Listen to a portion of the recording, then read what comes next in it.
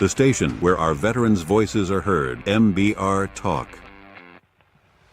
Hey, thanks for tuning in. Welcome, Quack. Program are those of the speakers and do not necessarily reflect the views or positions of any entities they represent.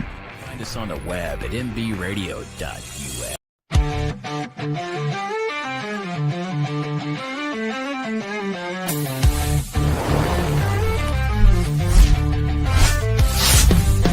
Welcome to Hot Takes with me, hosted by the Murph Man, where life gets real and the mic stays hot. That's right, your favorite is experienced dad, yeah. That's smart and funny guy.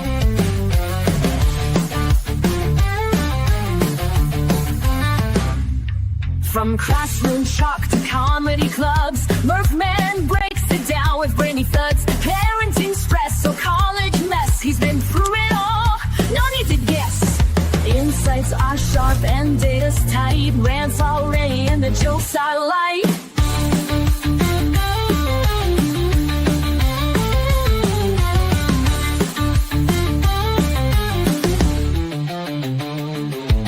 Hot takes, real talk, keeping it true. From high school halls to podcast cues, laugh a little, learn a lot. Turn it up, this show is hot. Honest, funny, maybe loud. Never scared to stand out proud. When life gets real, the mic stays warm. Hosted by the dad with lots of charm. Insights are sharp and data's tight. Alerts already and the joke's online.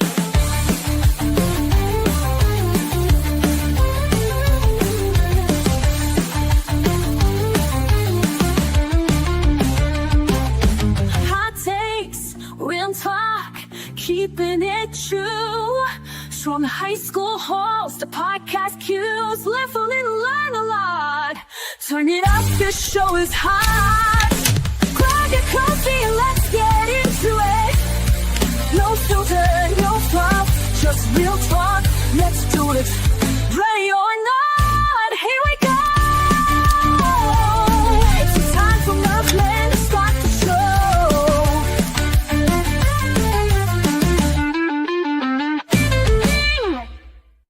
In a world drowning in data and dread, two men rise, not as saviors or scholars, but as the Murph Man and Connor.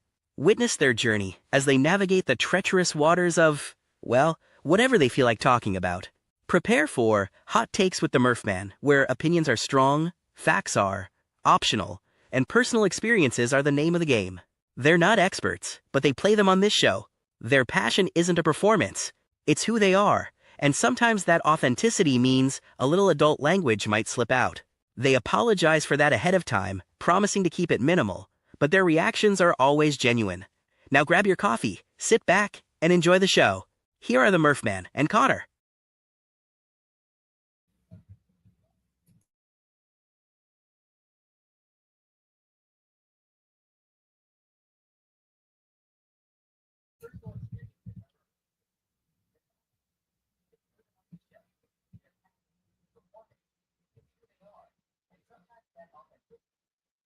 You want to talk? Go.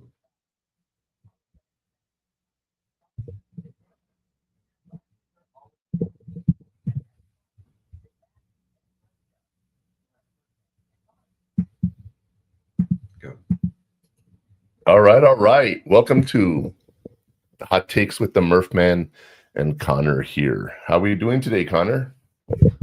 Good. How are we doing today? I'm doing pretty good. I've been doing a lot of interesting things this week. Like what?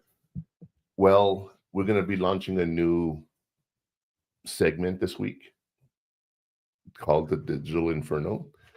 And we're going to be talking about the marketplace, which I'll talk about in a little bit. Mm-hmm. And we're also going to be starting a whole series on social media. I got that ready to go. So right now I have approximately a weekly post until January 30th to second week of February. So I already Okay. planned that ahead of time. So like So 2.5 months. yeah, 2.5 months, I guess you could say, right? Oh wow. Oh wow. Mm. And then we're also streaming live on TikTok. Woohoo! I see that. Yeah. So got a lot going on. I gotta tell you, TikTok is one of those things that I'm still learning how to use. Mm-hmm. But on Tuesday, I had 15 followers, and today I have 240, I think. So that's a big jump in my numbers. So I'm looking forward to being here and seeing what we can do today. Let me tell you all a little bit about. First, I want to go anywhere. I want to talk about the marketplace. What's the marketplace? Well, have you heard of Obamacare? Yeah. Okay. Do you know what the actual name of that is? No. It's the Affordable Care Act. And one of the things that happened was years ago when Obama was in office, he created this, but it created a problem where about 80% of all medical services are owned by 3 companies. So what ended up happening is they started charging more. Okay. Because what happened with the Affordable Care Act, it told the people, hey, don't tell the states, this is how much you're gonna get paid by us. So doctors were like, okay, we're not really making any money anymore. So as companies took over, they took over the pharmacy part, they took over the lab part, they took over the diagnostic part. And now it's owned by 3 companies. So no matter where we spend our money, everything's going to the same people. Okay. And right now with the government shutdown, one of the things that they were talking about was the fact that the Democrats wanted us to not lose our Affordable Care Act subsidies. And the Republicans were saying Affordable Care Act is used by illegals. And we've talked about this before. That's one of the sticky points of the thing. But this past weekend, I was at an event at the Kaleidoscope Art Market over at the Coliseum. We had the Dia de los Muertos celebration. And we had some vendors there, and one of them was from the Affordable Care Act. And I asked him, would you be willing to come on camera with me and talk about this? He said, definitely, that's something we can do. So we're looking at that. And I asked him this simple question. Right now is open enrollment, meaning between October 15th to December 1st, you can enroll in different plans for healthcare, right?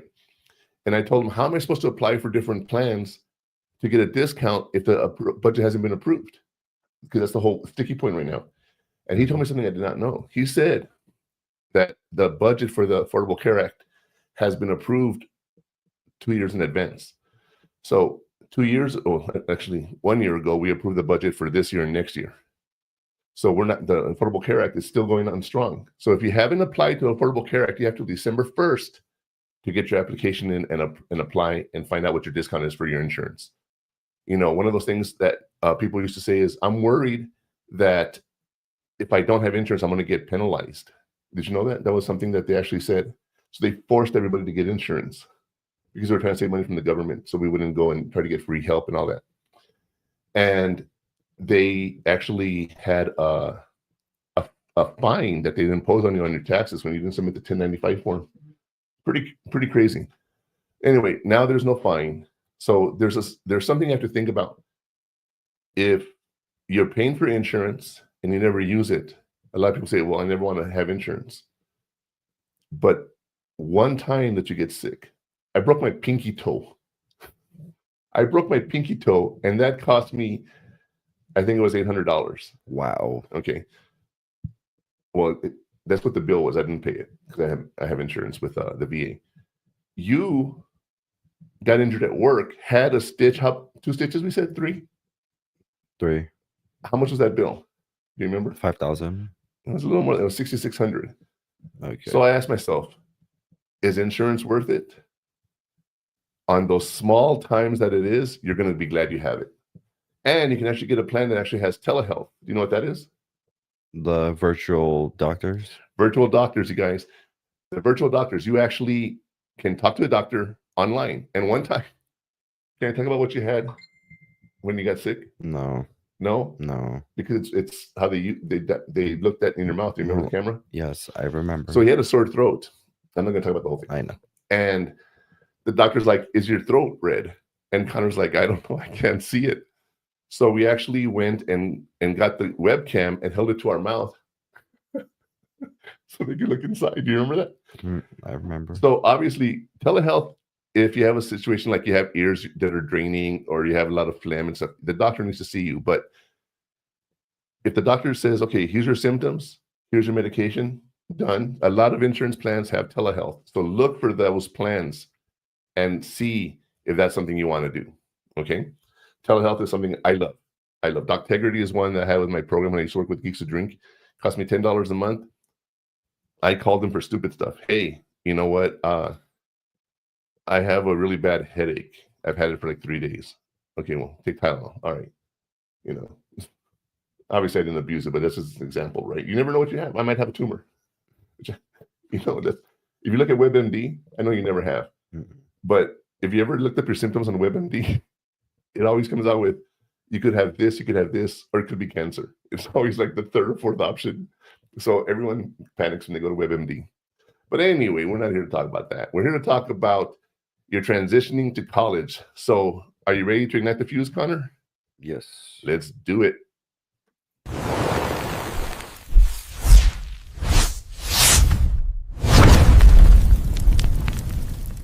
Welcome to Hot Takes with the Murph Man. Today you're watching episode number 15, Transitioning to College, How to Start Your Next Chapter with Confidence.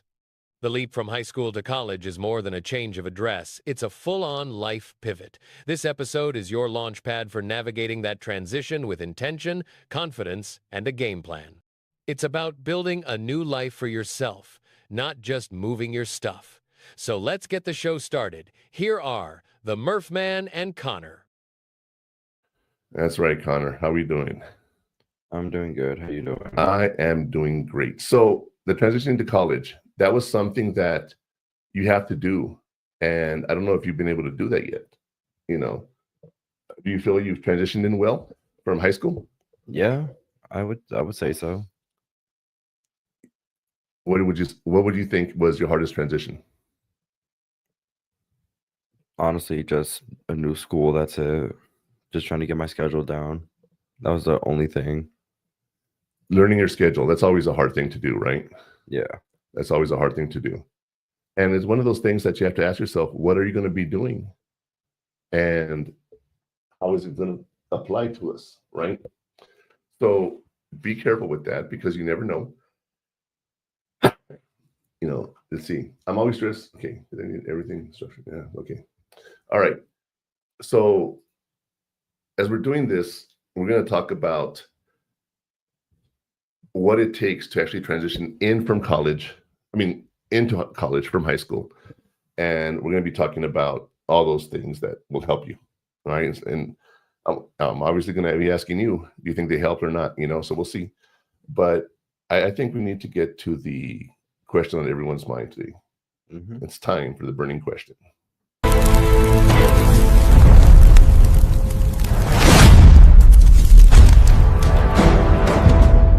Here is today's burning question.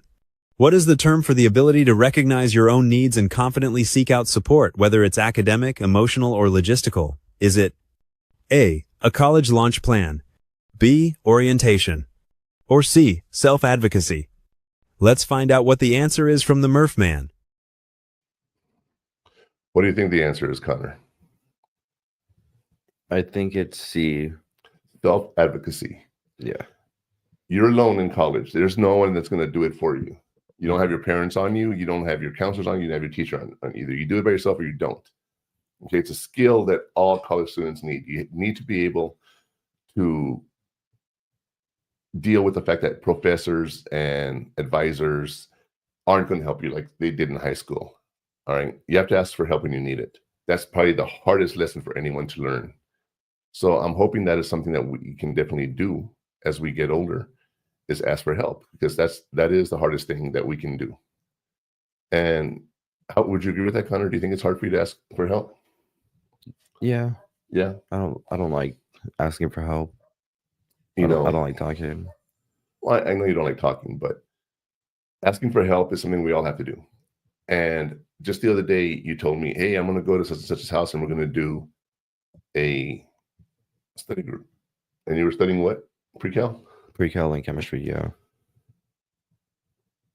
You know, that's awesome. You know, you had to do that. Whose idea was it? Do you know? Do you remember? No. No, you don't remember? Of course you don't. Well, let me tell you this. All right. It doesn't matter who came up with it. It's the fact that you accepted it. Because that's the second part of the equation here. Asking for help is hard. But accepting the help when offered is something that everyone needs to look at. Because it's hard to say, I'm vulnerable. That's what you're really saying when you're asking for help. I'm vulnerable. All right. And asking for help and accepting the help is the hardest thing to do. Like one of the things that we did talk about, and we've been talking about, is veteran suicide. You know, there's a real life situation. I still don't know the outcome, but I'm going to talk about it. I'm not going to mention his name. But this guy went on Facebook and said, like 5 days ago, right? He goes, I was in the emergency in ICU. I was in the hospital for 2 days, and not one of you cared enough to check on me. 3 days later, he posts, my wife has left me. I have nothing to live for. I'm going to kill myself. Here's my address. You can find me in the bathtub. The door's open. What do you think everyone did with that? They went to his house. Well, I don't know. No one actually, no one lived in his town that was responding. So everybody was calling 911. Now, not funny, haha, but did you know if you call 911 here, they can transfer you to a 911 in Vegas, for example? Right? Mm-hmm. A lot of times you call 911 and it's local, but they can transfer you to help in another city. So people were calling 911 and they were asking for welfare checks. They were emailing the guy. They were messaging him. They're waiting for something to happen. And no one really posted anything. You know, no one gave an update on his case. And maybe right now when we take a break, I'll look at that and see if anything, you know, see if there's been an update. Mm-hmm. But it's just sad that he's out here saying none of you cared. And of course, people wrote back, we care, you know. But his mind was made up to kill himself.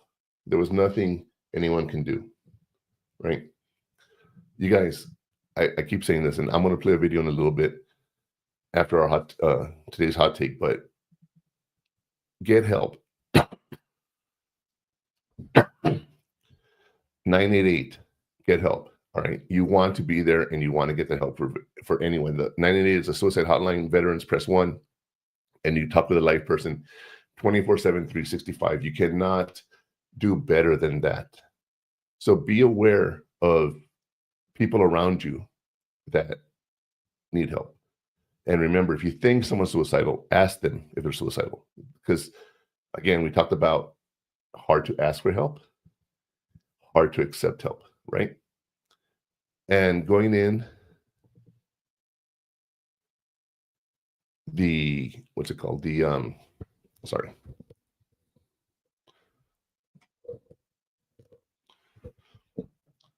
Going into a situation where someone might be suicidal and they don't know how to ask for help, asking them if they're suicidal is the first step, and it gets you that step that you need.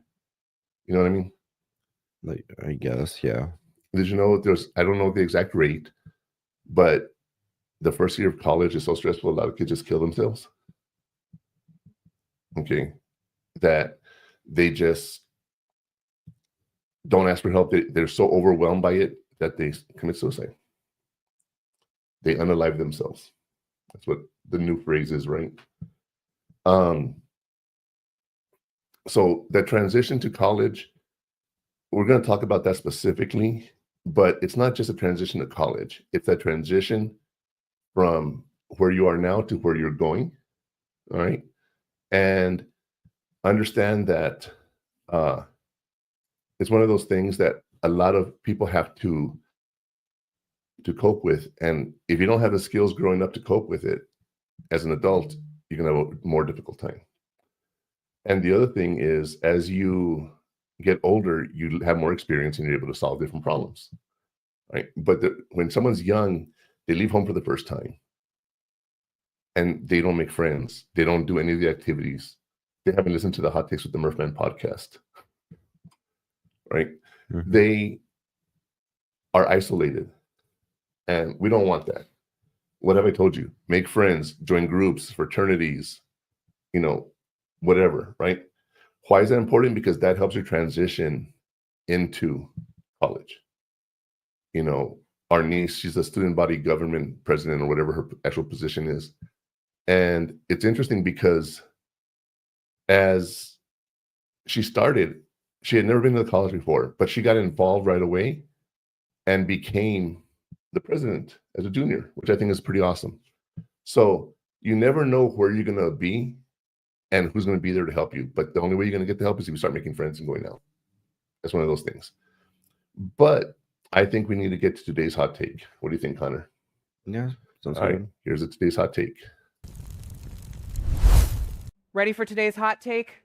Well, here it is. The leap from high school to college is a full-on life pivot, and you can't just wing it. The key to a successful transition is having an intentional plan for your first month on campus. Like the Murph Man is always saying, you have to have a plan. You have to have a plan, you guys. That's one of the most important things here. High school is difficult for a lot of reasons, and then it ends, and then now you're in college, and you have to be responsible. You have to pay for yourself. A lot of people have to get apartments. So, you have to have a plan. You can't just wing it. There was one thing that we talked about here in El Paso. Connor was like, okay, should I get a dorm? And I said, actually, there's a place near college that is $700 a month, utilities included, and you can have your own apartment, actual real life apartment. Mm-hmm. And he's like, oh, that's pretty cool. So we were talking about doing that. January is right around the corner. I don't want to kick you out. I'm just saying. But, it's one of those things where you would have to take a step and live on your own. What does that mean? Cooking, cleaning, transportation, everything is on your own. So that's one of those things that is very difficult. And if you're in a dorm and you've never lived with anybody and you have to share with 1, 2, or 3 people, that transition can be very difficult. There's so many different things that you have to worry about in the transition to college or the Army. I had never lived I lived with my brothers and my mom, but I joined the Army, and in basic training, there's 20 or 30 of us in a room, and we all have to sleep together. People farting, people snoring. It's a transition. And then you have those idiots that don't do what they're supposed to be doing, and they get everyone in trouble. So I get in trouble for someone else. So that's a transition that, to get into that. But the hardest transition for me, and I've shared this with you, is when we went to the National Training Center at Fort Irwin, California. You go there for a month at a time, and you're in the field. But when you're back in base, they have bathrooms and showers for us, right? Because in the field, you don't have that. I sat down. I went to the restroom the first time, and there's like 15 or 20 toilets all lined up. No walls, no nothing, right? So I went and I sat in the middle. Hey, that's what I want, just as far away from everybody as I can. Some guy comes in, sits down right next to me to do his business. Like, why? And it was such a hard thing for me to get used to that it was just weird. Being in college and having to share a room constantly with someone that I don't even know. What happens if you don't like that person? What happens if they have issues that you can't understand, or a language barrier? So, there's so many different things. So we're going to talk about that when we come back from the break. All right, but right now we're going to watch a video on veteran suicide. This applies to everybody. Please pay attention. It's time for a break. Hot Takes with the Murph Man will return after these messages.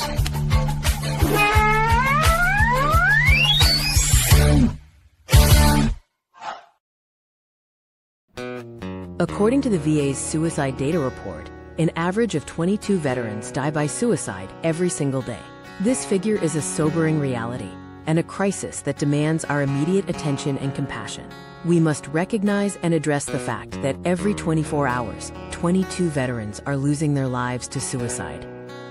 The war doesn't always end when our veterans come home. The invisible wounds they carry, wounds that are real and heavy, require continuous support. No veteran should have to carry this burden alone. Many veterans experience stress and disconnection as they navigate life after service. But there is hope, there is help, and you are not alone in this fight. There's a vibrant community ready to support you, offering friendship, understanding, and shared experiences. You served your country, now let us serve you. Don't fight the toughest battle in silence. Your mission now is to reach out. Dial 988, then press 1. Text them at 838255. The Veterans Crisis Line is available 24/7. Every day, we save lives. Your life is invaluable, and your service is honored. Let's work together to make 22-0 again. No veteran should face their struggles alone. Together, we can ensure every veteran finds the support and hope they deserve. He gets help, but he still feels off. Sees an ad on the TV about a dog batting said, "This is a man's best friend." Whoa, so he goes one day and he picks it up. Never thought a dog could bring so much love and put a smile on his face. But he's finally found a saving grace. He needs help, but he don't know the path to take or the way to go to be free. Put his mind at ease. We will help, 'cause we can't stand to see a soldier go to God by their own hands. We will do everything we can to make 22-0 again.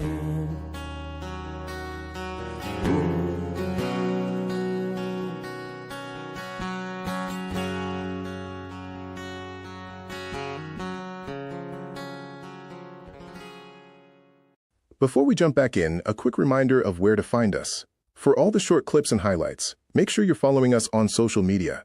You can find all the show details on our website, purehottakes.com. And for full show replays and exclusive premium content you won't hear anywhere else, be sure to subscribe at stream915.com. Wow. During the break, I just found out something, Connor. What? Because I said the unalive word, I got restricted on TikTok. Mm-hmm. But I was educating. It doesn't matter. Just using the word. Yes. No one can talk about it. They don't know you're educating. Well, I know that. So. But I'm just like, what? Now, I knew that was an issue. That's why I said unalive when I remembered. But it's literally unalive awareness. Right? So, you guys, I hope you like that video. Remember, dial 988, get some help. If you're at college, where could you go at college, Connor? The counselors, the health awareness center. Bingo. That's it. Two options. Well, your teachers, your friends. There's more, but primarily your counselors and your health clinic. What do you call it? Mental health No. center. I don't know. Is it a mental health center? I've never been. I don't know the name. I know you haven't been, but you at least know the resources there, right? The health clinic, whatever you want to call it. I guess. Yes. All right. So, yeah, it's one of those things that as we go on in life, the counselors are just always going to be there to help us. Now, you said, I never needed it. You know, there's nothing wrong with getting help. Not that you need it. I'm just saying. Mm-hmm. I'm telling you again, there's nothing wrong with getting help. All right. You can get help and no one has to know anything. Now, what's really funny is when you go get help and you're in the lobby and another person comes in, or you're walking out and they're coming in and you know them. It's very awkward. As a counselor, that happened to a lot of my kids because they went to a lot of the same schools. So I would call one kid into the school and I'd wait for them to leave before I got the next one, because I don't want them to cross each other in the hallway or anything. I did everything I could to keep their privacy. Wow. Because the other thing is, there's sometimes I was working with situations where people were all involved in the same situation, and I was helping the victim and I was helping the perpetrator. I was helping one to deal with it and one to not do it again. So I want to make sure those people never cross paths, you know. But yeah, it's one of those things that, you know, just get some help, you guys. All right. But let's talk about some of the terms we're going to be talking about today, you guys, and laying down the coals. Before we dig in, let's lay down the coals and clarify some of the key terms we'll be using today. College Launch Plan. This is your personalized checklist of tasks, goals, and habits to help you settle into college life during that first month. Orientation. This is the structured program designed to introduce you to campus resources, academic expectations, and social opportunities. Go to it. Self-advocacy. As we discussed, this is your ability to recognize your needs and confidently ask for support. All right, you guys. Well, the first thing you want to do is realize that this is a launch plan. We've talked about this before, the launch pad, right? Now you have to have a plan. Your personalized checklist on tasks, goals, and habits you need to keep track of. It's one of those things that you need to just, there's too much that you have to do. Like, for example, FAFSA open October 1st, right? Scholarships, all that. And we applied, right? It took a while, right? But it has to be done. And the sooner you do it, the better. Okay, because you know, before you know it, it's a month and a half has passed, and you know, you might lose it. So be aware of that. Also, go to the orientation. You know, people say I don't need it. Is that true? Kinda, but not really. What's the one thing that you get out of orientation? I don't know. You talk to your advisors and you make your schedule. Oh, well. You can't do that unless you go to orientation. So think about that. Remember your friends that had to go to the late night one or whatever it was because they didn't go when they were supposed to? That's what happens, all right? Yeah, it was funny because his friends met us not met us, but they came in the restaurant. We were there. They sat down with us. We all ordered our food. And the kid ended up paying for us, which I thought was really cool. What was his name? Jace. Yeah. So Jace, thank you if you see this. Appreciate it. But I was like, what do you guys do? No, we're here to get our shots in orientation. I'm like, school starts Monday. You know, it was like a Thursday. It was a Tuesday because we went on a Tuesday. And they're like, I know, we just waited till last minute. Well, it wasn't Jace, it was his friend that was with him. But anyway, the point being is you got to have that plan. You got to go to orientation and make sure you do that. And of course, we have the term self-advocacy, as we already discussed. This is your ability to recognize your needs and the community and the help you can get. Okay, that's very important, you guys. Understand that you have to do all this. It's not something that you just can avoid. You have to do it all. Because if you don't, you're not going to get what you need. Right? Yeah. And another thing is, as we talk about this, you know, I like to give you guys a story from the fire, is what we call it. It's just the first, just an idea to get it out there so you know what we're referring to. So here's the story from the fire. In today's story from the fire, we want you to meet Brianna. She's excited about college, but totally overwhelmed.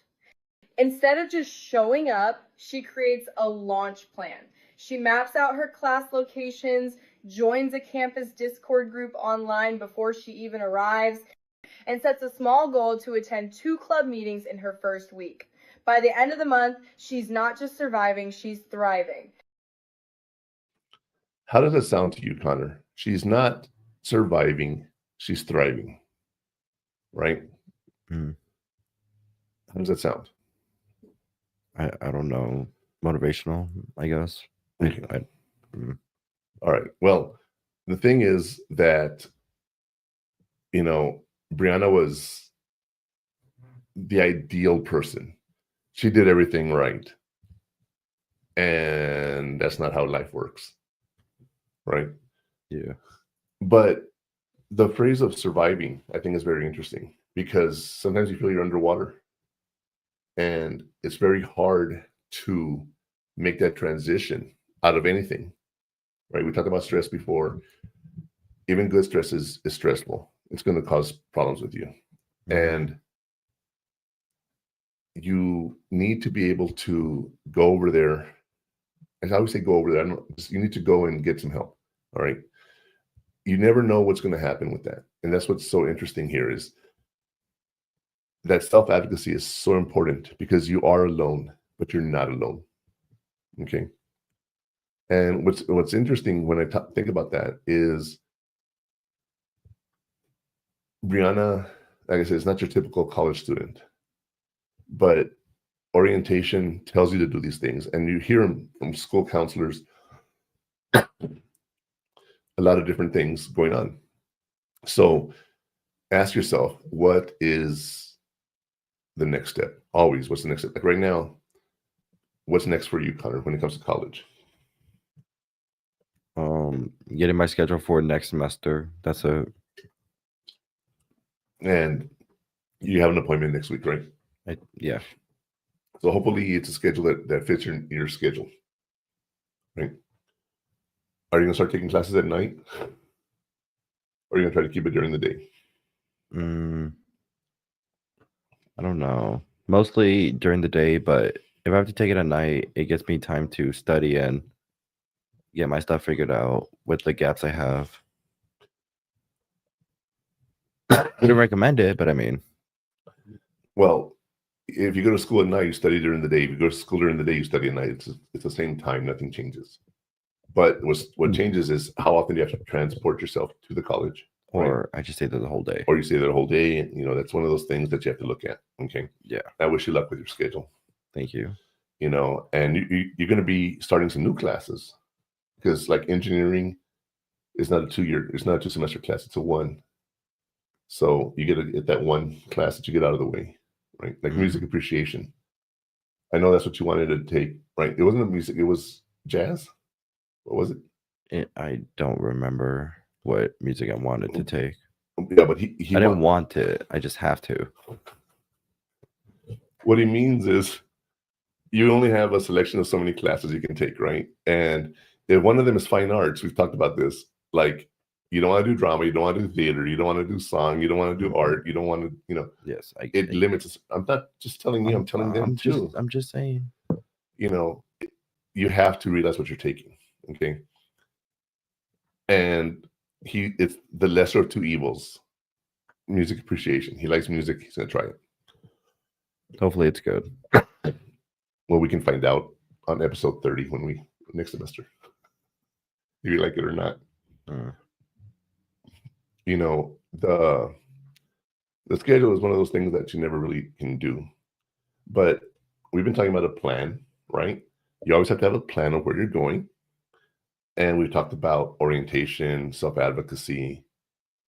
And the question is, how do I get there? Well, we covered that in the heat map. So here's the heat map.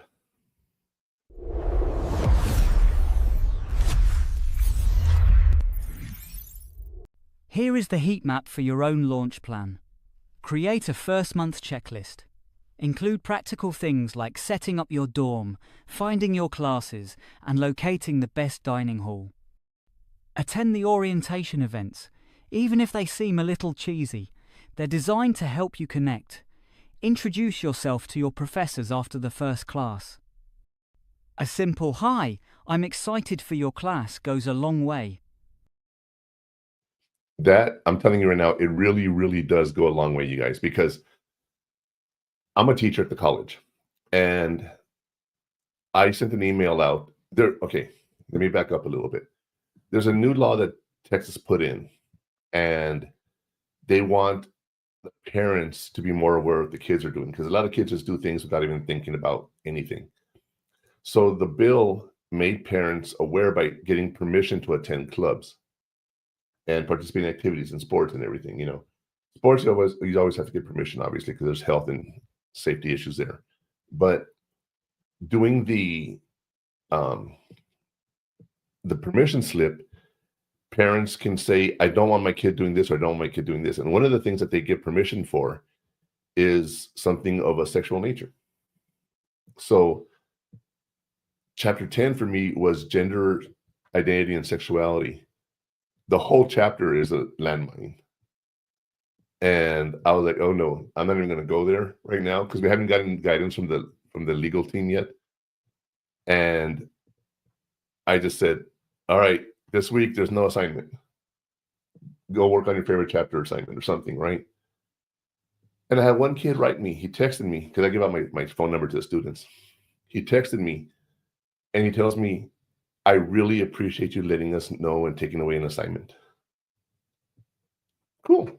It's not a big deal for me, right? But the fact that that kid sent me that message made me feel good. And I'll tell you right now, if he gets to that point where he's like a couple, 1 point away, 1.5, I might just give him those points. Is that fair? Because I'll do it for everybody. If they reach out to me, if they participate, if they do all their work, they'll get those extra points. If they don't do any of that, why should I give them extra points? Because they're not doing anything extra. And I always build extra credit into my assignments anyway. So, it's not like I'm giving away points. But when you have someone that's doing all their work and they're going above and beyond, you tend to be a little bit more lenient with them. But you also keep an eye on them and you can talk to them. And like when I was in class, I would sit there and talk to the students after class, and we would just talk about life and things like that if we had time to, you know what I mean? And it was cool. And those students, when they had a problem, they felt more comfortable coming to me. It wasn't like the first time they're meeting me. You know what I mean? They already knew me. They're like, hey, Mr. Murphy, I have a question. All right. So build that relationship with your teachers because you're going to have them again. Okay. And one of the things that you also will know is you'll go to a teacher and you say, oh, next semester I'm going to take calculus. And the teacher will tell you, don't take it with this person. See, because you have that relationship with them, they can tell you that. And they'll say, don't take the class with this person. I'm telling you right now. And then you have people like me who are so lenient.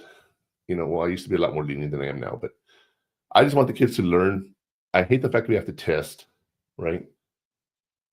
If they're learning, they're doing their part. But how do I know this online? Since I started teaching online, I've had to do a lot more assignments and more testing and stuff because they have to show me they understand the material. And as we're doing this, they learn because they're having to evaluate what they're doing. So that's the interesting part for me. Okay, is seeing the kids write and their progression of learning. So if I was in person, it's a little different than it is, online. I'll tell you right now, I don't like online courses because you can just do whatever you want, whenever you want, right? But you got to be disciplined. And there's a course I want to take. Was it last year I signed up for the cybersecurity course? Yeah, right. Because my plan was over the summer, I was going to do two things. Learn Adobe and get certified in cybersecurity. And I started this podcast and my plan just went out the window. And, it is what it is, right? But you're able to do those things if you prepare for them. And talk to your teachers, interact with students, advocate for yourself, plan, all that, just same message over and over, right? But let's talk, we're going to come back from break and we're going to talk about what specifically we can do to change things. And so we're going to go to break and we'll be right back. It's time for a break. Hot Takes with the Murph Man will return after these messages.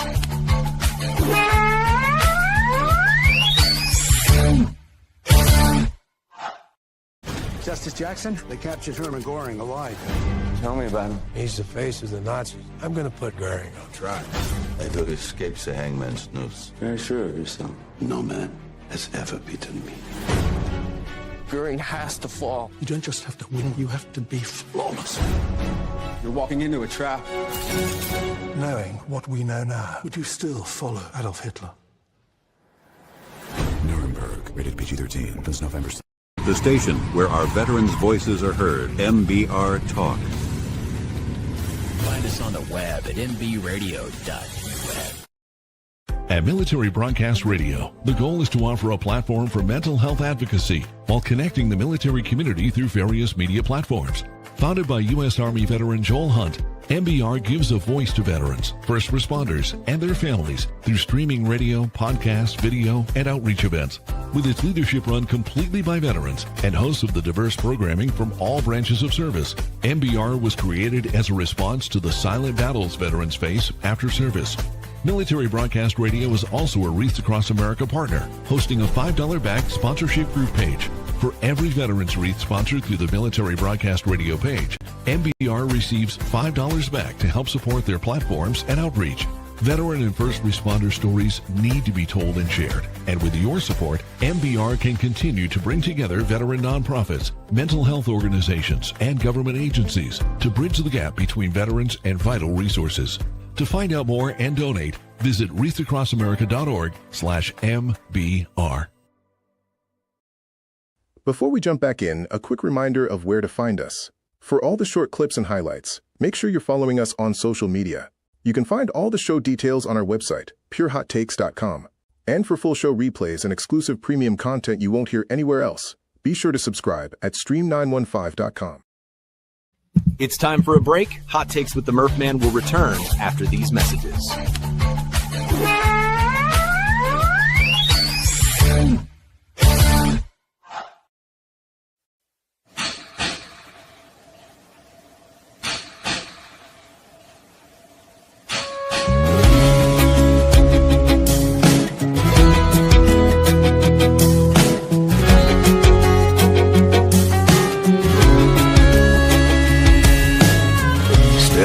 There's a hotel window, many floors above. What's missing down there is love. Thinking through the smoke that fills my mind. Don't worry, it's not my first time. Adios, amigo. I'm so glad I seen you.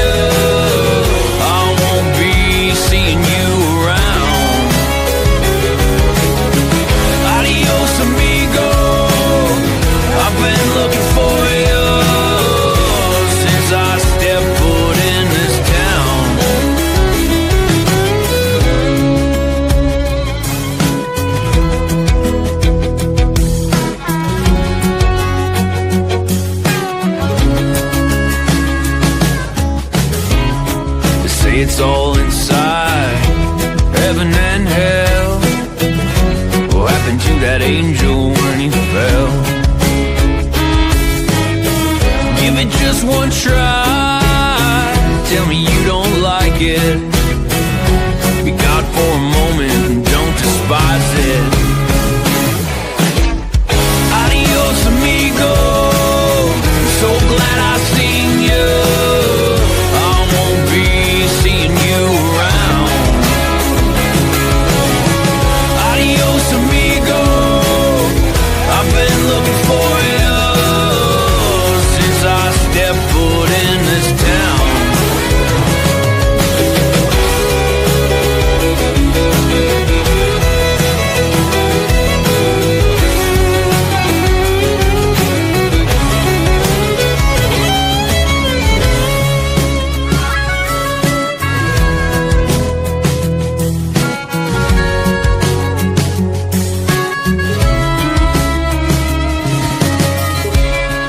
Step outside and breathe.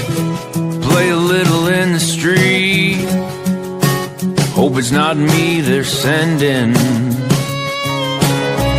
Move on from over there. Get the kids a little scared. Oh, these fences, they need mending. Adios, amigo. I'm so glad I seen you. I won't be seeing you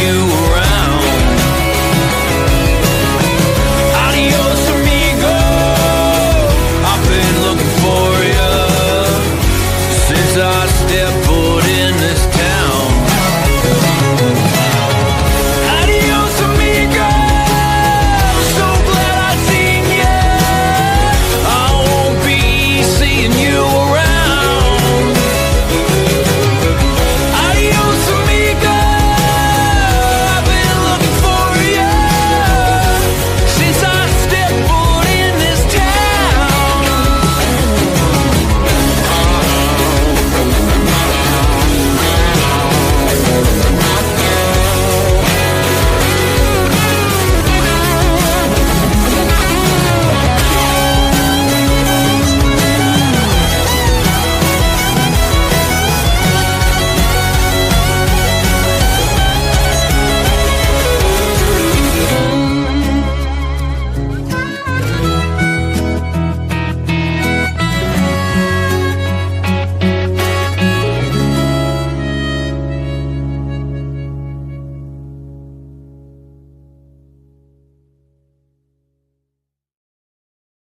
Before we jump back in, a quick reminder of where to find us. For all the short clips and highlights, make sure you're following us on social media. You can find all the show details on our website, purehottakes.com. And for full show replays and exclusive premium content you won't hear anywhere else, be sure to subscribe at stream915.com. Thank you for coming back and joining us for our final segment. We've talked about the heat map, and now it's time to talk about the cautionary tales, the pitfalls you're going to have. That's what we call our section of where you will get burned.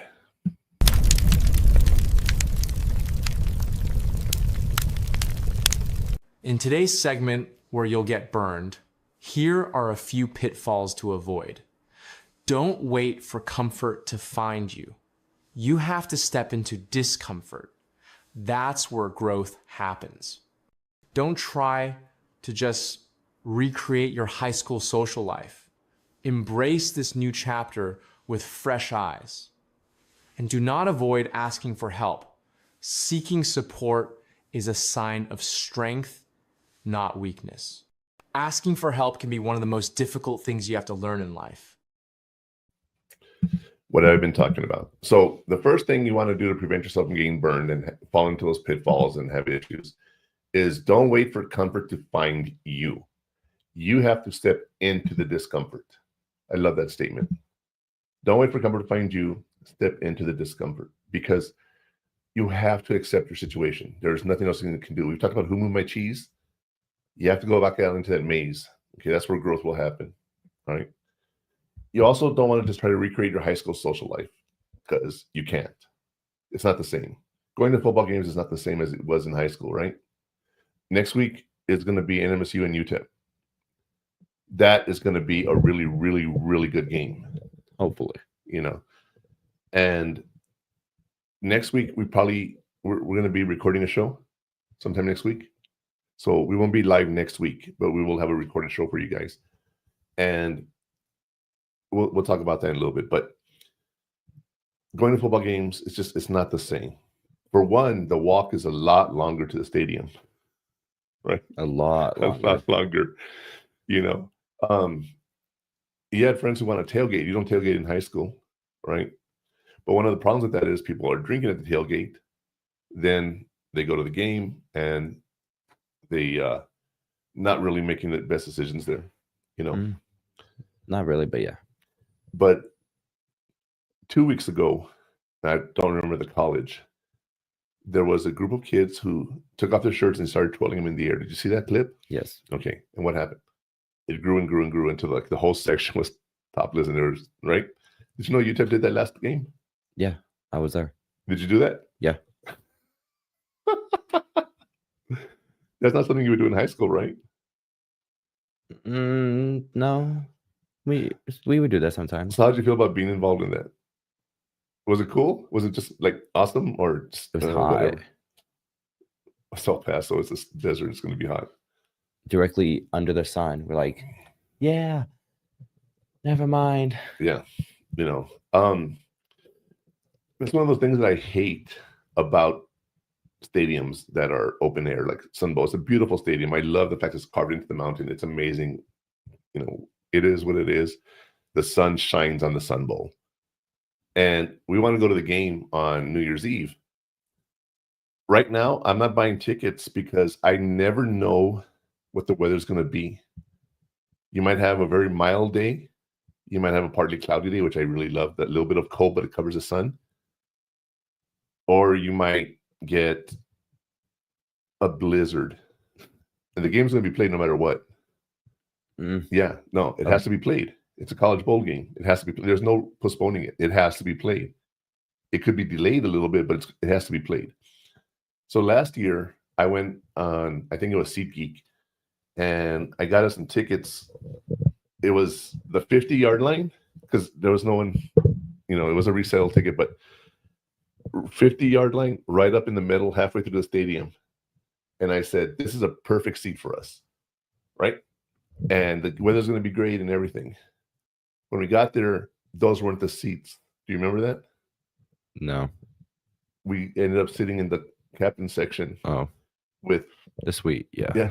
So I was like, wow, I got a really good ticket price. They just mislabeled it. So I think I'm going to do that again this year. I'm going to look for those seats and see if we can get those again. How much was it? Oh, God. What you remember? I think it was about $130 a ticket with fees and taxes. And fees and taxes with Ticketmaster is some BS. I learned, okay, complete sidetrack. I'll come back to talking about where you're going to get burned a little bit. But I learned two things this week besides the healthcare. Vegas charges resort fees at their hotels. What are resort fees?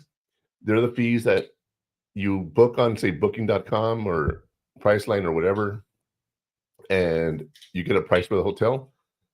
Then you get to the hotel and they charge you up to $50 or $60 a day for their amenities, like the pool.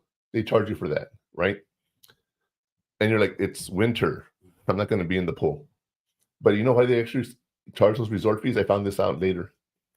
Because so many people are always looking for the better deal that the hotels are losing money. Well, not really losing money, but they're not making as much as they could because sites like Booking.com or Priceline or Expedia, or whatever, they have to pay them a percentage. So they're already getting cheaper deals, and then they're also getting having to pay for them. So the hotels are losing money. So they made the resort fees to find a way to recoup that money. Now, what's shocking is if I pay, like for the Bellagio, I could pay $1,500 for a week and get charged another $500 on resort fees. That's crazy. And then there's some restaurants that are giving you a convenience fee. It's a fee it's the Vegas tax, and it's just a fee that they charge you. It has nothing to do with tip, has nothing to do with tax, has nothing to do with nothing. It's just, we're going to charge you an extra $5 on your tab, and you got to pay us. Now, you can always complain about those. So look at your receipts, read them, make sure you're not getting charged any of those fees if you go to Vegas. And like I said, a week at the Bellagio. Where did we go, Con? Do you remember the hotel we stayed at? The Four Seasons Hotel. Half right. There is a Four Seasons Hotel, but it's not the one. It's the Four Queens. The Queens, sorry. Named after his daughters. And that hotel doesn't charge you resort fees. There's a few downtown on the strip, on Fremont Street that do not charge resort fees. So be aware of that if you're going to go to hotels. I like staying on this. Would you rather have stayed on the strip or at Fremont like we did? Didn't we stay on the strip? No. Four Queens was on the strip. No, it was in Fremont Street. Remember it's covered? That's a street. That's a strip. No, it's not. What's the strip then? Okay. Vegas tip. Also, I'm going to become a Vegas insider here. Okay. We stayed on the Fremont Street, but we would take the bus, the Deuce is the double-decker bus, to go to the strip. Remember, it was about a 30 or 40-minute trip. You don't remember that? But you remember riding the bus. Yeah. Why would we ride the bus? Because we had to go from Fremont Street all the way to the strip. I don't know. You planned 10 days. Shut up. With events. So did you have fun? Yes. You know you did. All right.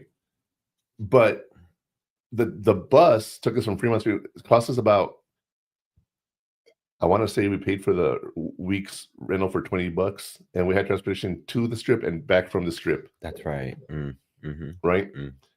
And that's how far away we are from the strip. Plus the bus, has stops and everything. But I paid for a couple Ubers when we were just lazy and we were like, nah, we have a show. Like we'd go to the strip come back at like 5 or 6 o'clock, and the show wasn't until 10 o'clock. So we come back to the hotel, chill out for a few hours, and then I took an Uber, right? Boom, right? So the bus is you can save money taking the bus. I'm telling you right now. And it's really not that big of an inconvenience. You just have to plan yourself accordingly, which again, we go back to planning, which I am good at, right? Anyway, I digress back to where you're going to get burned. So like I said, don't wait for comfort to find you. You have to step into the discomfort.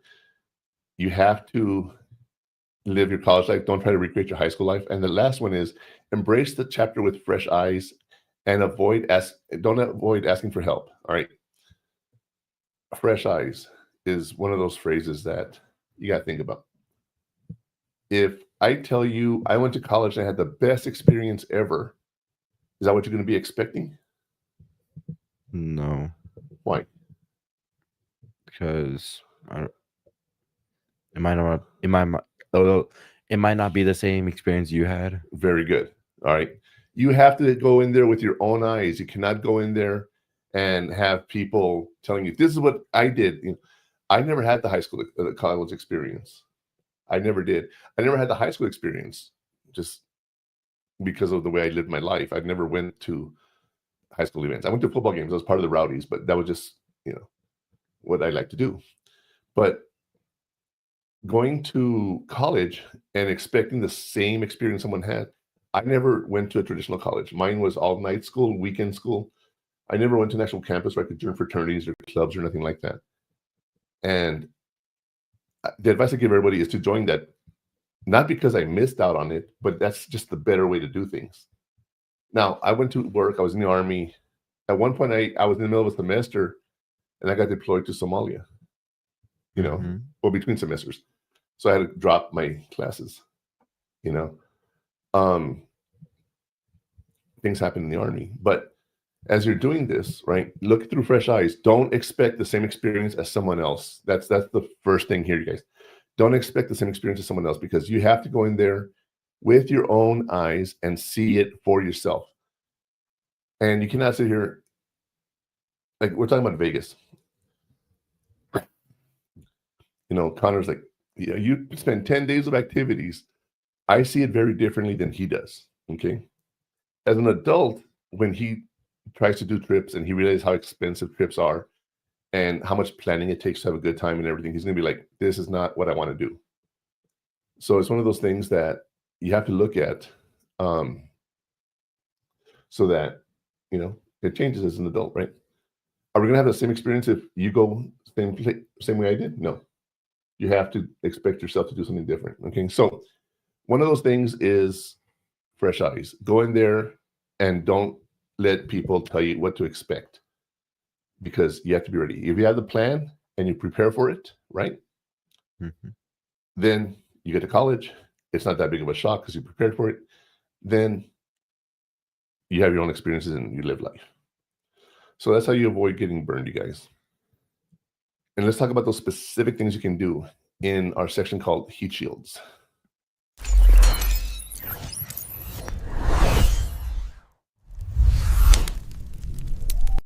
Here are your heat shields. The Naked Roommate by Harlan Cohen is a hilarious and honest guide to college life. Create your own college launch plan template using a simple checklist. Use apps like Google Calendar or Notion to organize that critical first month. Naked Roommate. The book by Harlan Cohen, The Naked Roommate.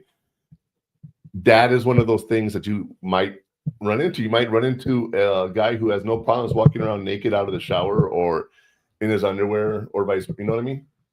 There's so many things you have to adjust. So that's why it's called The Naked Roommate. And it's a hilarious book.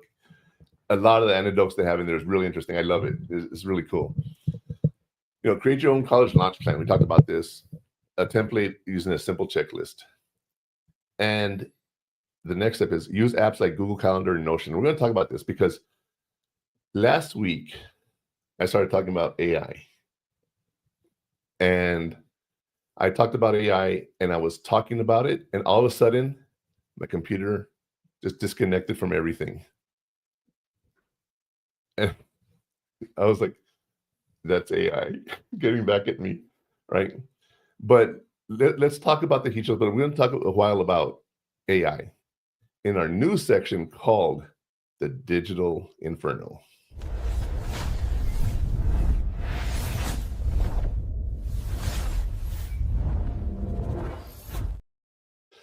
Yay, I love that visual. So AI. Let me get situated here. Yeah, let me get situated. He doesn't believe in AI. It's the future, you guys. Whether you want to believe it or not, it's the future. I'm a computer science guy. I don't like AI. Not yet. No, I won't. Okay. I'll use it once in a while, but I won't use it for my daily basis every single day of my life, like my phone. Have you ever heard of Otto? O-T-T-E-R, Otter? An otter? Yeah. We're talking about AI. Well, you said, have you heard of an otter? I'm like, yeah, I have. I said, have you heard of Otto? Otto or otter? Otter. No, I haven't. Okay. You have that app, and if you're watching a video online or your teacher is talking online, it writes the notes for you. All right. So that's helpful by itself because you've had to take notes. I'm sure you've had to take notes. Using an app like Notion, you can actually have it create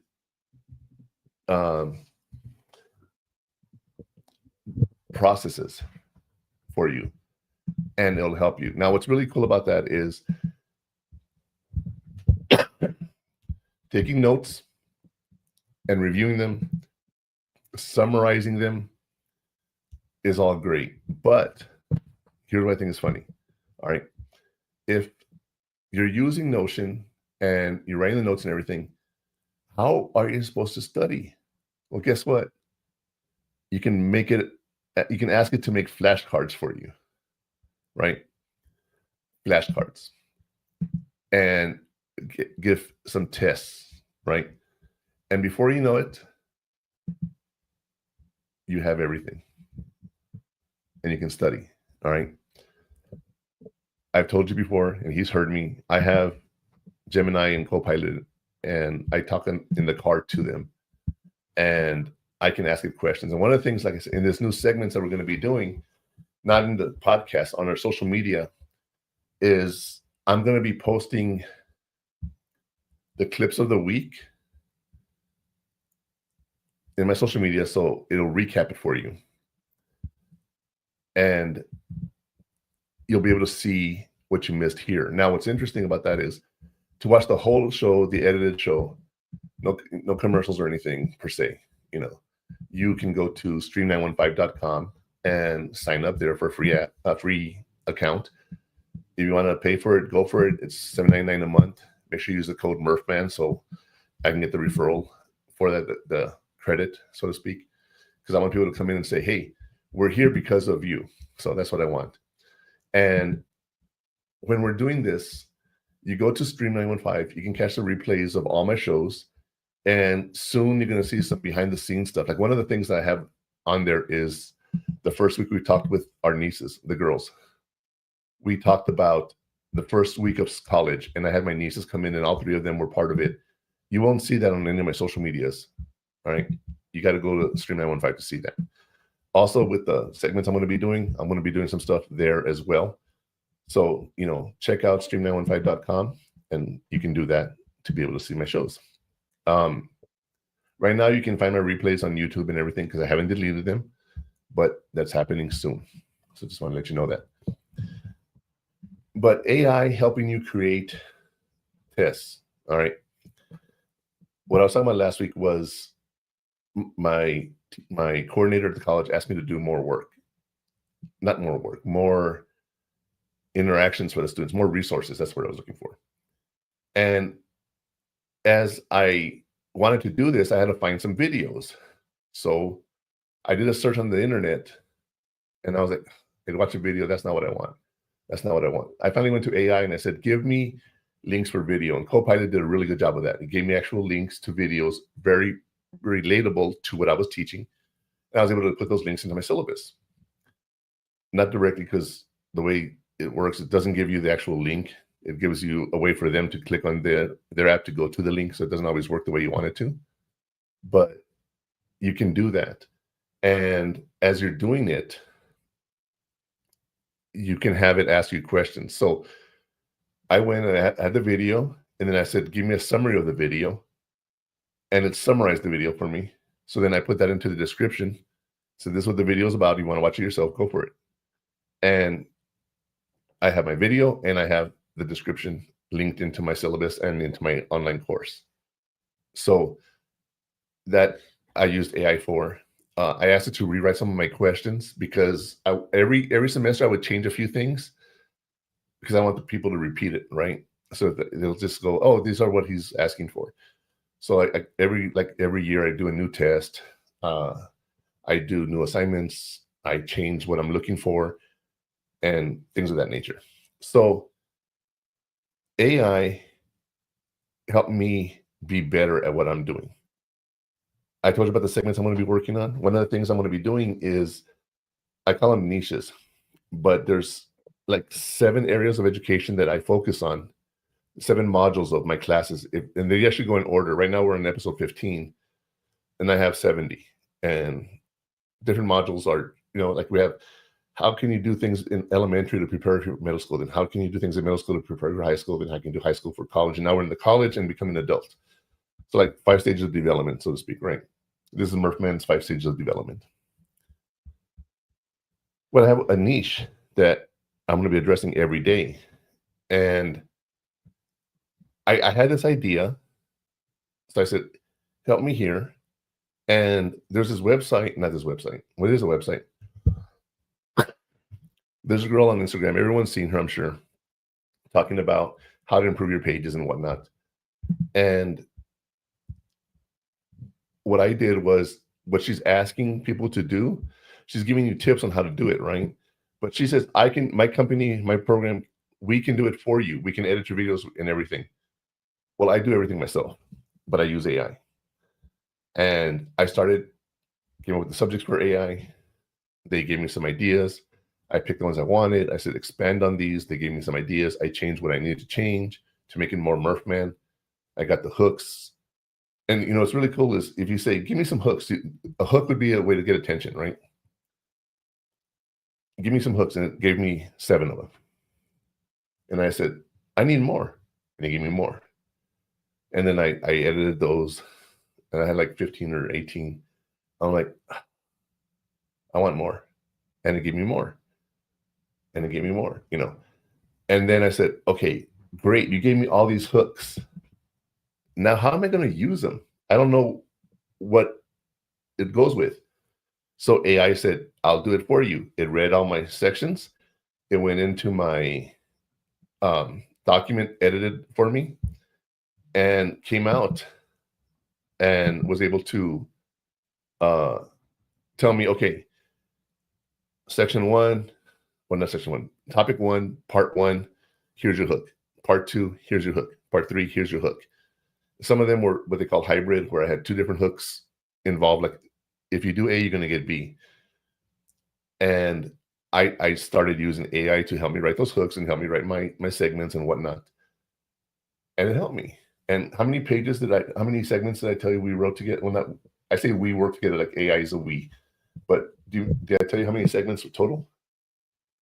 I know it was double digits. Oh, I know it's double digits, I think, right? Oh, yeah. But there was 80 of them.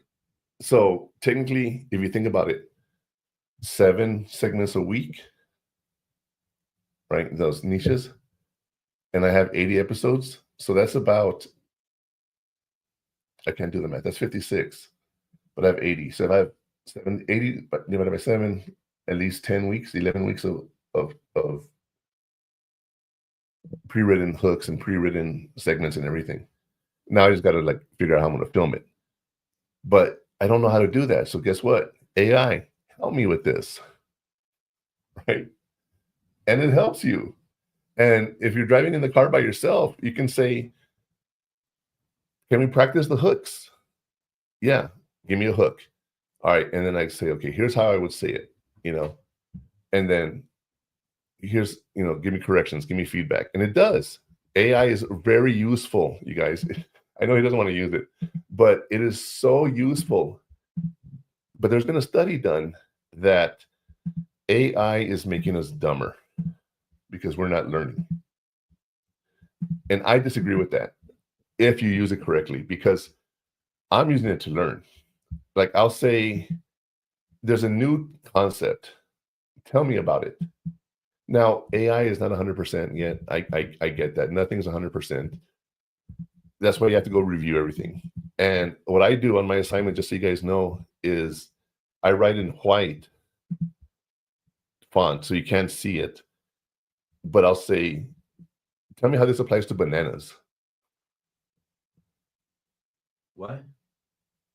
See, if you were listening and not on your phone, you would have heard that. I'm doing notes. That's why. Sorry. Notes for what? Chemistry. You're working on your homework right now? Oh, I forgot about you. You remind me of taking notes. You forgot we were here working? Yeah. You remind me of AI. I'm like, you said notes. You just shut down. And I was like, oh. What I was saying was, in the assignments, I go and I highlight white font so you can't see it. And I say, how does this question refer to bananas? Or what part does bananas play in this or something? So then it's not the word bananas, but there's a word that I look for in the document. And if I find it, AI, no credit. It's that simple. Now, could they have used AI to start it? I don't care. They used AI and they copied and pasted it, and it wrote about bananas all the way through the document. So it's not bananas. I asked it to do something else, but like, for example, have you ever heard of Freud? Sigmund Freud, the guy, father of psychology? Oh. Yeah, okay. I asked, tell me how his psychosexual stages relate to this assignment. So it has nothing to do with it. We're talking about industrial organizational psychology, and they talk about Freud and how you want to have, Oedipus complex, and you're interested in with your mom or whatever.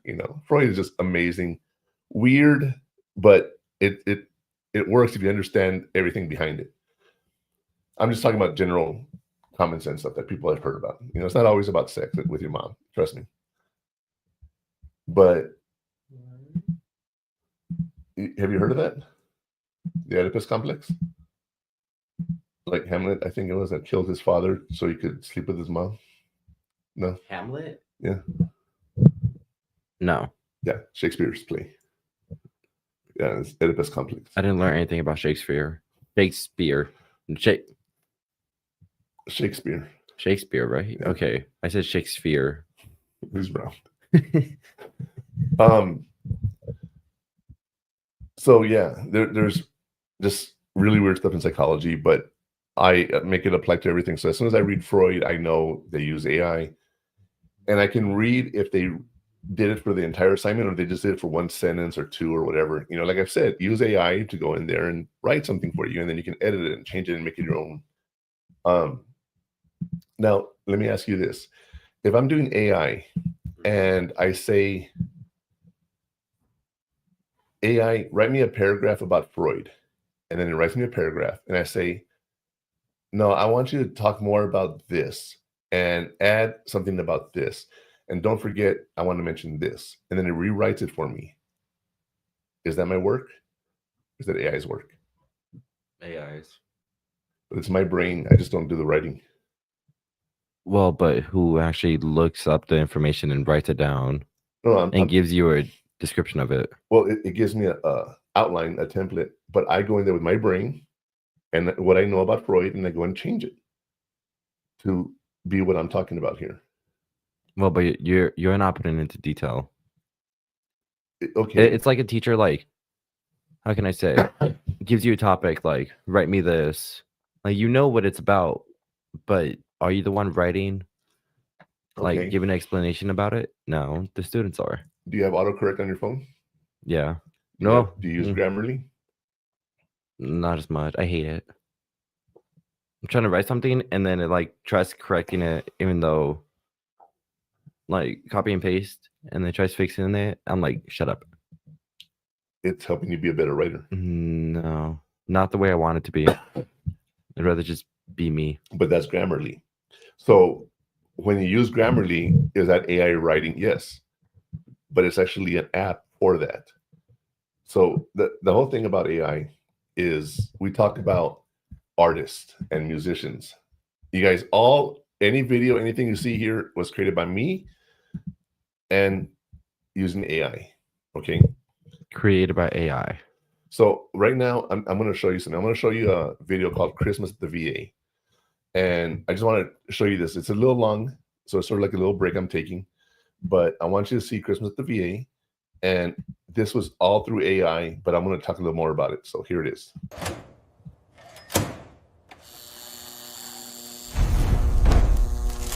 Welcome back to MBR Radio. We've got a festive show for you. Let's spread some Christmas cheer. Hey, I just had an idea. What's up, Beaker? Don't stop pumping that iron. You have your AFPT soon. Beaker remembered how last year they visited the VA home. It was their first year delivering baskets to the veterans who stayed at the veterans home. Beaker, DJ Ducky and Gamer all took a gift for them as well. They really enjoyed spending time with other vets. After that, they jumped back into the car and went to the children's hospital to take donated toys to the kids. Every time I walk into this place, I remember Germany, stuck in that hospital, no family, nowhere to go. That's why I keep coming back, to make sure nobody here feels like that. You've carried that memory long enough, brother. Today we carry these baskets instead. And maybe a game of Uno or two. Beaker, you're not ducking out on me this time. I'm winning today. Fat chance, Gamer. I've got winner. After that, Ducky and Beaker played in the snow and made a large snowball and rolled it down the hill. Beaker tried racing it on his sled and did not catch up to it, but he had a lot of fun. Ah yes, they had a very good time and were looking forward to doing it again. This year, the three amigos were all excited because they were going to go back to the veterans' home and give out baskets. They had their plans, busily wrapping up the baskets and baking some gingerbread men. They rested up a bit and read "'Twas the Night Before Christmas" before going to bed. Things were really coming together and they got ready to head to the home. Hi, we are here to bring the baskets and donation we have for the vets. Just in time, we are just getting started. Come in. Donuts and cocoa, fresh from the oven. Trust me, powdered sugar is the best kind of therapy. I'll take that kind of medicine any day. We know this program's not easy. Some of you are fighting through addiction, PTSD, or just trying to rebuild life. But we see you, and we're here. You think we're really making a difference? Yes, even if it's just one smile, one laugh, that's how the healing starts. We need to finish decorating this tree. The manager said they were expecting a guest. At that moment, they heard a knock on the door. They wondered who it could be. To everyone's surprise, it was Brandon Stockley. Heard you all were having a party without me. Let's fix that.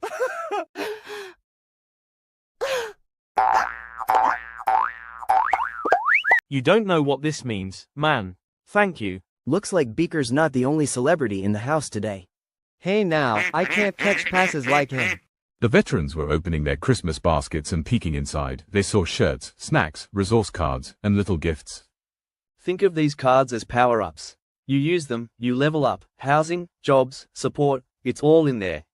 So and the swag, I told them, that's so you remember that's you're not part how of you something play the bigger game. now. A family. This was Chris's idea, my battle buddy. He always said Christmas was a chance to fight loneliness with love. You okay, Beak? Yeah, just remembering why we do this. Everyone was excited. They took pictures, ate donuts, played games, and had smiles on their faces. They could hear carolers outside. Deck the halls with bars of holly. Brothers and sisters, you are not alone. These baskets aren't just gifts. They are reminders we're still your battle buddies. Lean on each other. Share your wins, share your struggles. That's how we get through. And remember, it's okay to second guess sometimes, just don't quit. Merry Christmas from Valor Point. And with that, the MBR crew drove off into the snowy sunset, ready to serve smiles wherever they go. Thank you for watching this video. Come check us out at MB Radio, US. Merry Christmas.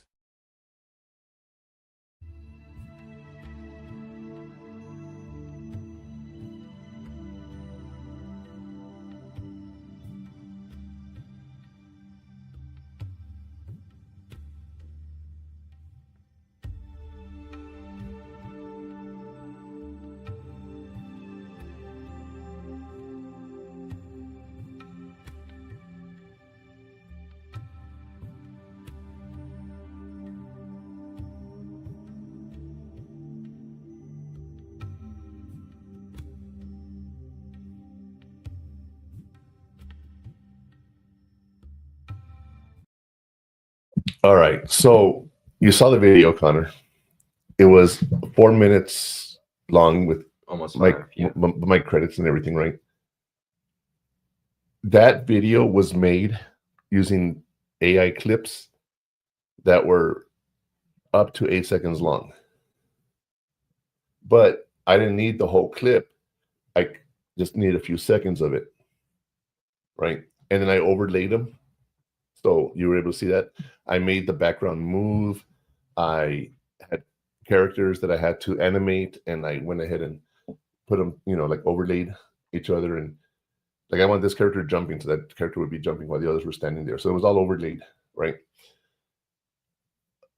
4 minutes and 40-second total video, and it was made in seconds of increments. So think about that. 300 seconds, actually 280 seconds of video. And I did it with 2 and 3 second clips. And then a lot of them were overlaid. So like when the characters are moving, that was 3 second clips of each one moving. Mm-hmm.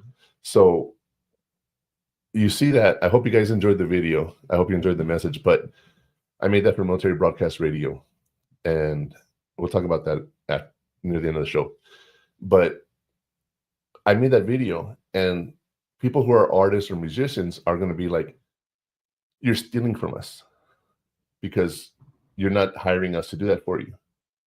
And I said, no, it's my brain, Joel's brain, the guy who runs Military Broadcast Radio, staying there twice a week, talking about this for hours and editing the videos and creating the videos and working on it and putting it together. If I didn't have AI, I would have never made the commercial. So you're not losing money if you're an artist or a musician, because I would never hired you in the first place. Does that make sense? And then I have my Axiom Media Group, and I have the Phoenix Productions, which is my editing.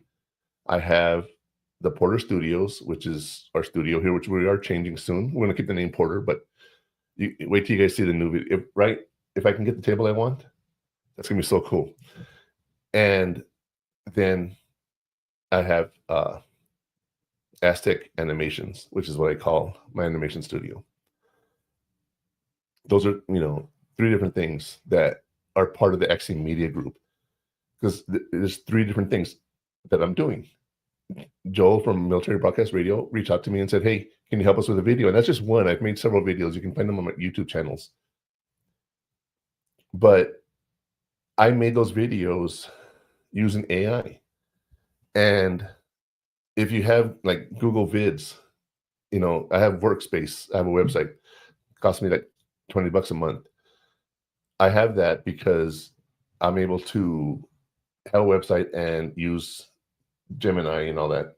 But the Google Vids there's a storybook, and you can literally go in there and you can write your script, and it creates the video for you.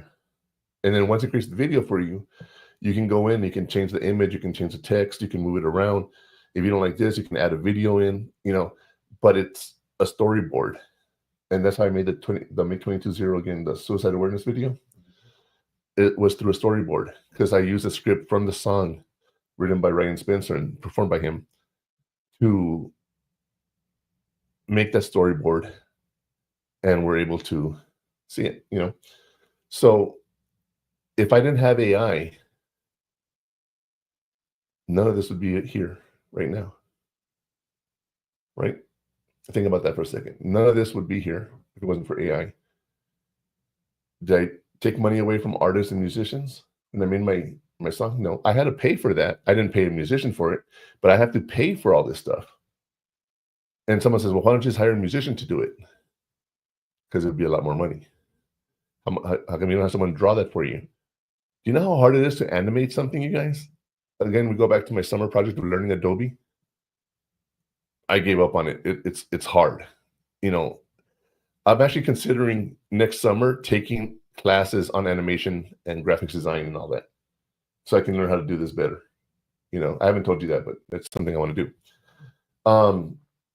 As we're doing this, okay, and making these videos and improving them, I can give it a script and say, rewrite it for me so it makes sense, and it does. You know, it's my words, it's just rewritten differently. You know, it comes from my brain. You're still against AI. But, oh, I just remembered. Oh, something I have to tell you. Just remind me about December 1st.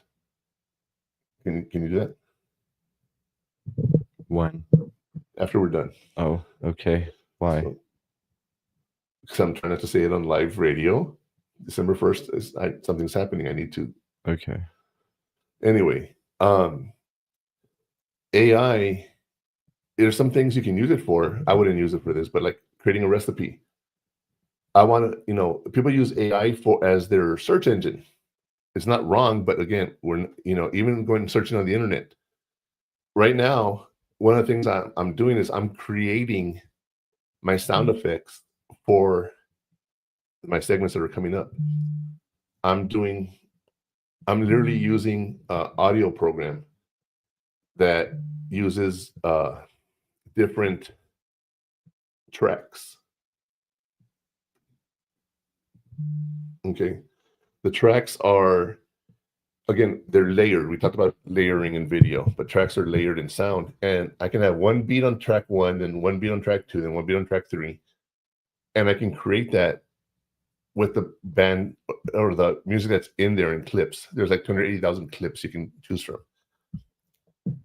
And I'm using those clips to make a new song, to make sound effects, to do different things. And I'm learning how to use it. All right. But is that stealing from artists and musicians? I don't think so, because again, if I didn't have AI, I wouldn't even hire anybody to do this because I don't have the money to do that.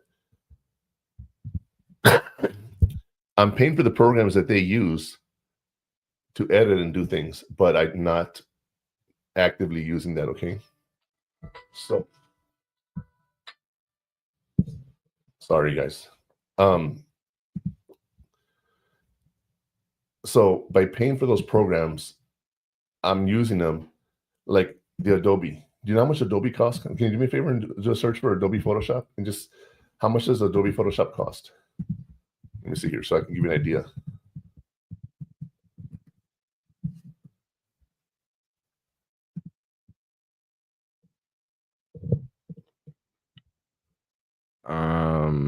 It depends because they go by subscriptions. Okay, that's another thing we're going to talk about. But just if I wanted to subscribe to it, how much is it? Like the single app would be $22.99 a month. Okay, $22.99 a month. Okay, that is $280 a year for one app, for one subscription, and I don't even own it anymore. I can get the Creative Cloud for the same price, and it gives me all the Adobe apps. No. Well, I'm an educator, so I get the discount. Oh, well then. Yeah, you pay the Creative less. Cloud is like $49, $50 a month. It's 60 a 60 month. now, it's gone up. And then students and teachers with the discount would be paying like $20 for the first year. Yeah. And what's funny is if you cancel during the first year, they charge you the full price. I found that out. But you're paying for the software that people use. If you want to learn how to use Adobe, the Creative Cloud is an amazing thing. It's a lot of money, but it has all the Adobe products together that you can use. Photoshop, Premiere Pro, oh my God, I don't remember all the ones. Anyway, it's every app that Adobe has. So it's amazing that you can do that. And what's really cool is if you're using Adobe Photoshop, we're talking about AI.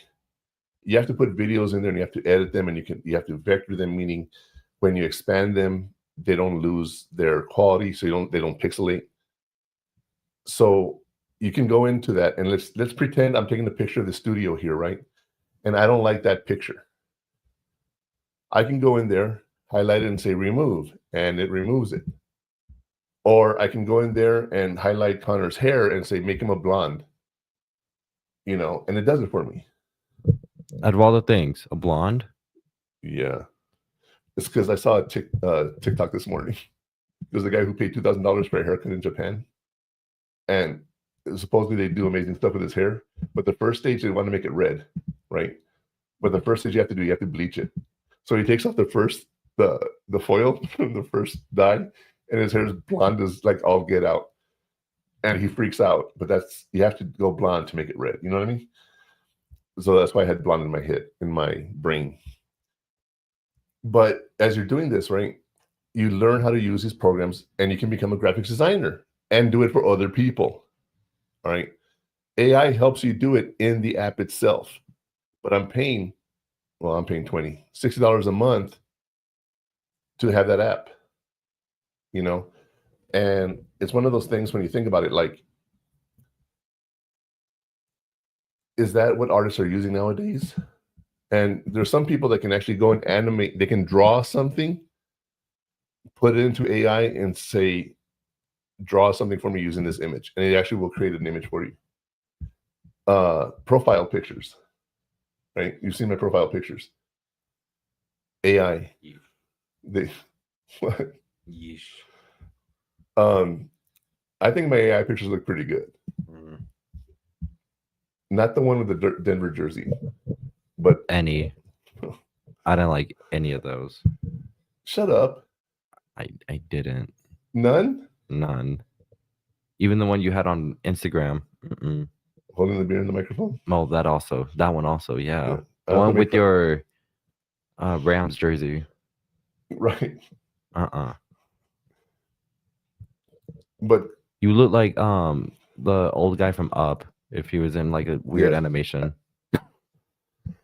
I will agree with that 100%. But one thing that Connor knows, but he's probably forgotten about it, is I'm making a video of us talking to those ducks in that animation. So we're going to be cartoonized, animated. You've seen those, right? I showed you? Yeah. But I'm putting them all together to make the video that I want. So it's one of those things that it's actually going to be a video of us interviewing the ducks, going to our new studio. So that's just going to be a fun thing that I'm doing.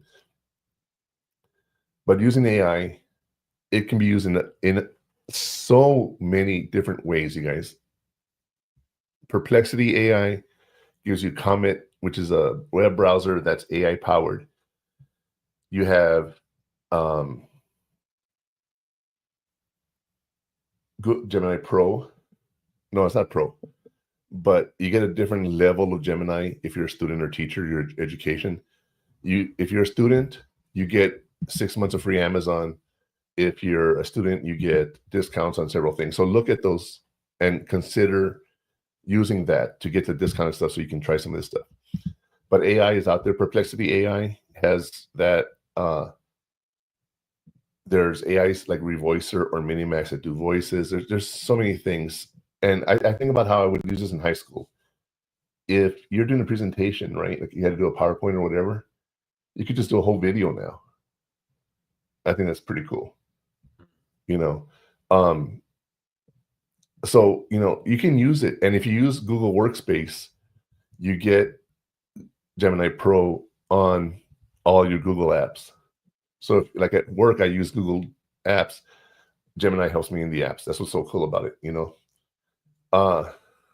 As we're also doing this, there's AI can be used to give you recipes for Thanksgiving. I wouldn't trust them so much, but you can say, I want to make a Thanksgiving meal. What do you recommend I make? And Connor's, you're gonna have Friendsgiving, right? And he went to his friend and said, what should I take? And he said a ham. So we're gonna make a ham, and he is gonna make a ham, and then he's gonna cut it up and get it ready to go. But if I was like, I have no idea, I've never done a Friendsgiving, I've never done anything.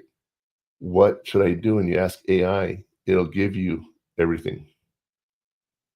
But it's making us lazy in a lot of ways. Kind of. Because we're not thinking, using our brain. I disagree with that. If you use it properly, it can help you be very creative. You know, one thing I've told people, I'm not creative. Like, creation is creating novel things, meaning new things that don't exist. To create. It's called being original. Well, yeah, but to create something, I'm not very creative. I'm not artistic that way, but I can take your work and make it better. Yeah, no. Okay.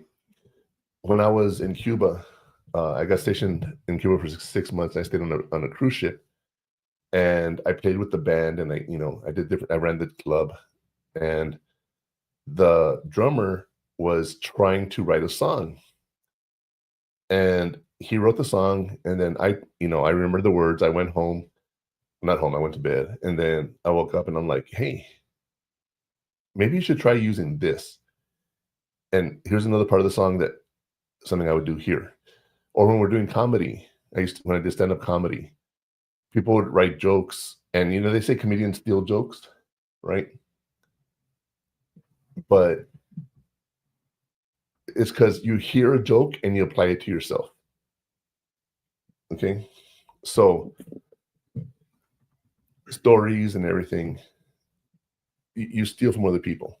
I agree. And make it yourself. But is that original? Because it's my own work. Well, the joke isn't, because it's referencing something. Well, it's from someone else. But like the story in the background, like whatever you add on to it, could be your own if it's not already said. I had a friend of mine that the first night we did comedy, I had a joke about sleeping with my maid when I was a teenager, my babysitter. And he had a joke that said, every time I smell pledge, I think of my maid. Well, my joke, before I even heard his, was I can't think about pledge without imagining her polishing my knob. That was my joke. But when he came up with his own joke, I asked one of the comedians, S3, Sean Scarborough, he's gone now, miss him. But I asked him, I said, I have a joke like that. How do I skip my joke, or do I write my joke? Because it's my original joke. And I told him the joke. He goes, that's funny, use it. Then I went up there and I said, now that I'm older, I said, I can't smell fabuloso without thinking of my maid. I changed the joke, right? Is that my original joke because I created it? Yeah. So it's the same thing with AI. You have your information that you put into it, and it spits out something for you. Same thing as original work. But creating something from nothing, that's, like I say, original has a different, it's the same, but it's different in my brain, because I can take something from you and make it mine, and that's my original.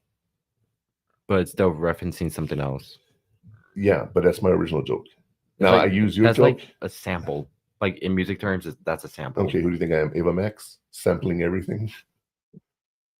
All her songs. If you guys listen to Ava Max, and all her songs are samples. I love her music though, right? You know that. Yeah. But yeah, so you think about it,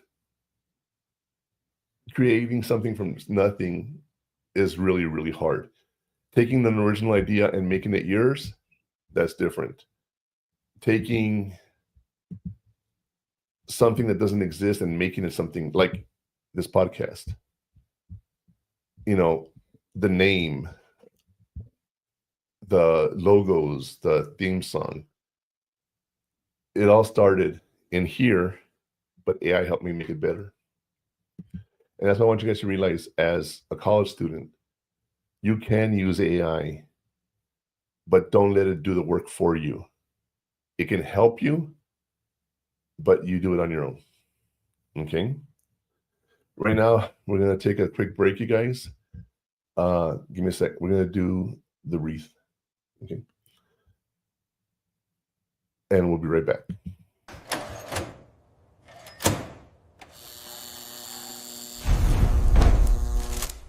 Welcome to Wreaths Across America, proudly partnered with Military Broadcast Radio. Walking through the cemetery, we are reminded of the profound sacrifices made. Not every soldier resting here has someone to visit them at Christmas. They gave everything for our families. Veterans fought for our freedom, for us to chase dreams and live the lives they never finished. This time of year, we honor them, one wreath at a time. It's about remembering their sacrifice. How can you help honor these brave men and women? For just $17, you can honor a hero this Christmas. It might be the only wreath on their grave, the only thank you they received this season. Make sure every veteran is remembered, not forgotten. Their service deserves our eternal gratitude. Freedom isn't free, but remembrance can be accessible to everyone. Join us in this meaningful cause to honor our heroes.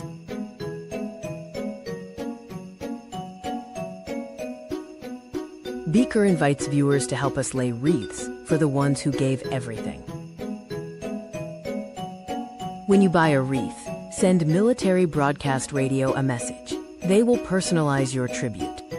They'll provide a picture with a salute to your loved one and send it to you so you can still be there in spirit. Thank you for joining us in this important mission. Wreaths Across America is proudly partnered with Military Broadcast Radio. Help us remember, honor, and teach. Let our veterans' voices be heard, now and always. Thank you for your support.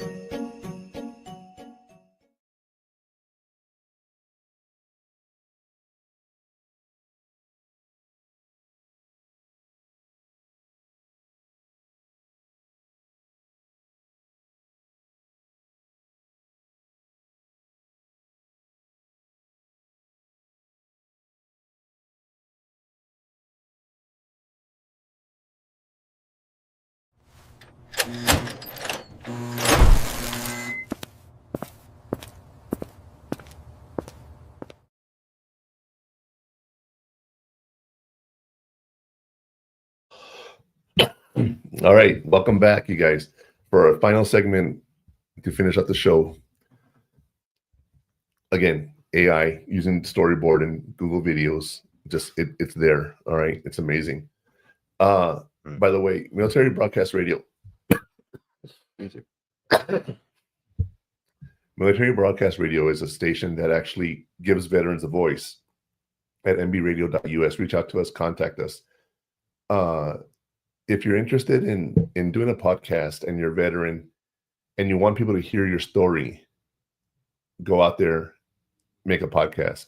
And you don't have to have any fancy equipment. You can have a laptop with a webcam, and that's all you need, right? Use Google Meets, Zoom. It's all free. Make an hour video and get started doing podcasts. To do all the stuff that I do and the production and the video editing and the soundboard, and there's a lot of work that goes into it. Would you agree with me on that, Connor? Yeah. But I'm trying to do a lot more stuff than just talk here on online. But again, AI is something that you got to really embrace, and you'll see eventually, Connor. But right now, let's talk about the afterburn and how we're going to reflect.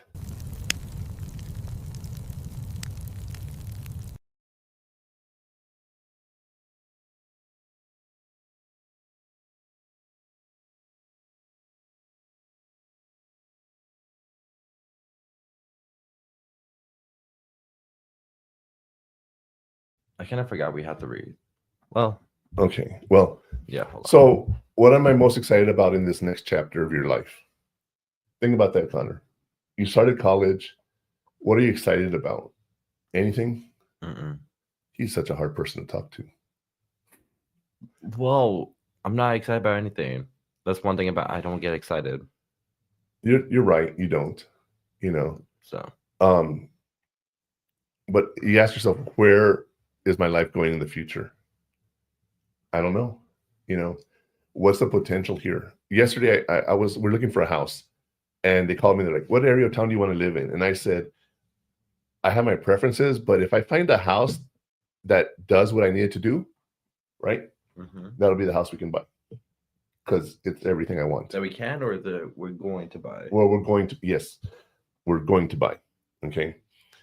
Also, your routines and habits. You did some in high school. Take all the positive ones and move them to college. And what's the one thing you can do this week to feel more grounded and comfortable on campus? So what would you recommend on that, Connor? Like, what could you do if you don't feel comfortable on campus? Talk to someone. Well, yeah, but you can make friends, right? Where do you go Not to if make you get friends? awkward. Where do you go to make friends? On college campus. Class. Besides class, I'm saying there's a place you can go to meet other college students. Instagram. Discord. No. I said Instagram. A place on campus where you can go to meet other students. Anywhere. Doesn't mean you're going to talk to them. Where students come together and hang out. It's called the Union. Or the Plaza. Or UJOSI. Or anywhere that has seats. But the Union is where you can go downstairs and play video games, right? You can... UJOSI. Oh, both of them have it? Union doesn't have... Yeah, they do. Yeah, they do. Where? On the very bottom. Very bottom? Yeah. That's classes. No. That's theater. That's... Yeah. No, that's the other side. There's two halves of the Union.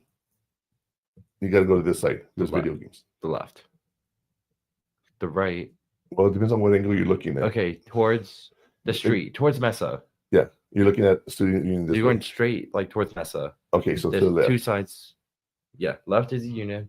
Is the west and east. Okay, and in the building, if you're looking at it, the right side of the building, the right side of the Union over here. If you're looking at it this way, towards where? You're looking at Mesa. Like towards towards campus? the building. Toward the building. This is towards the building. Oh, okay. West and east. It's two sides of the Union.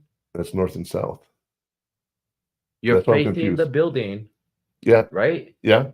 Uh-huh. So there's a Union, right? Yeah. There's a walkway to the other side of the Union. Yeah. That's west and east wings of the Union. Is that what they're called? Yes. Oh, okay. Because you're actually looking north and south on the road runs north and south. Okay. Well, you want to get typical? Okay. Well, where is it at? In El Paso. On campus. Downtown. Okay. You look Central. straight. Where are you looking at? If you look straight past the Union, where are you looking straight to? The west side. Sunland, yes. Okay. So then the east side, right? If that's north, to the right, over the mountain, northeast, right? Yes. So the Union, two buildings, east and west. But Because the street you're on runs. you mean the school? The street you were on goes north and south. Yes, north. But you said facing the building. That's facing the building. East and west. Yes. That's facing the building. Okay. I was saying because you said Mesa's over there. Mesa Okay, Street but I was is thinking over you there. were on the street looking like this way. That's another turn to the building, which is what you already Turn had. to the building. Anyway, you guys, I'm gonna cut this part out. Okay. All right. But as you learn how to use a compass. No, I'm kidding. All right. You know your phone can be a compass? Yes. Okay. It has a compass app. Yeah. People don't know that. And you can just look at the maps. Yes. And it tells you which way to go. Or you can just tell. Okay. Whatever way's up is facing north. I already forgot what we're talking about. Well, what's the thing you can do this week? Where can you talk to people on campus? Is what you And asked. the whole point of the student union is where you come together. But you That's said what to play games and then When I was there, they had pool tables, they had ping pong tables. Where? I don't know if it's changed. But West or east? North. There's activities you can do with other students there. Okay. Not anymore. It's all. I swear to God, I'm gonna go. You need to show me, or you need to tell me what room, and I'll go and check, Okay, and I'm gonna show look you at that. photos. But there's places on campus that you actually can go and meet somebody, and that's the whole point about the Union or the Plaza or whatever, Centennial Plaza. There's places you can go do that this week. Go meet people. Go make those friends. Okay. And now it's time for the final burn. The final burn. The final burn for today is college isn't a test you pass, it's a world you build. Show up curious, stay grounded, and remember, confidence comes from doing the scary stuff anyway. Confidence comes from doing the scary stuff anyway. That is such an interesting comment there. College is a test you pass. It's a world you build. Okay. What it just said. I'm reading it again. Okay. It's called summarization. It's not summarizing if you're just saying word for if word. I tell AI to read this, it's going to summarize it. Yeah, but it's not going to say word for word. But okay. It's okay. Continue. Sorry. And stay curious and learn. See what's out there. But remember, it's not that big of a deal. You can enjoy life without having to stress as much. College is stressful by itself. You don't need to do more. You know. Your hair good? No. Such a diva over here. No, it's because my friend said I have a bald spot. I'll show you right now. I'll show you. But continue. Oh, okay. Anyway, going back to this. Stay grounded. Don't get too stressful. All right. You're supposed to be stressed. That's what college is about. One of the things for colleges is when you go apply, it's not about learning what you learned in college, because you'll go somewhere and they'll tell you, now you've learned it, here's how we do it. Okay.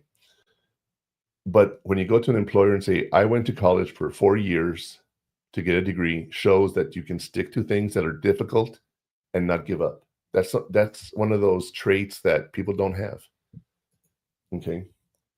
People don't have those traits. So you really want to be aware of all that. And when you do this, okay, you want to know, what's it called? Everything out there. Explore the world. Don't be scared to go out there. Okay? Try new things. Connor has always been a very picky eater. So what I used to do when he was younger, I'd leave him with babysitters that eat different foods, and it would force him to eat. Now he's older, he buys his own food. And there was something you ate the other day that I was like, you eat that? I don't remember what it was, but he's like, yeah, I do that now. And I was like, wow, okay. So his friends are influencing him to try new things, which I really like. But you do try new things. I can't think of what it was. I don't remember. But, going to a campus in another part of the country or another part of the world, if you're from another country, come here, or we go somewhere else,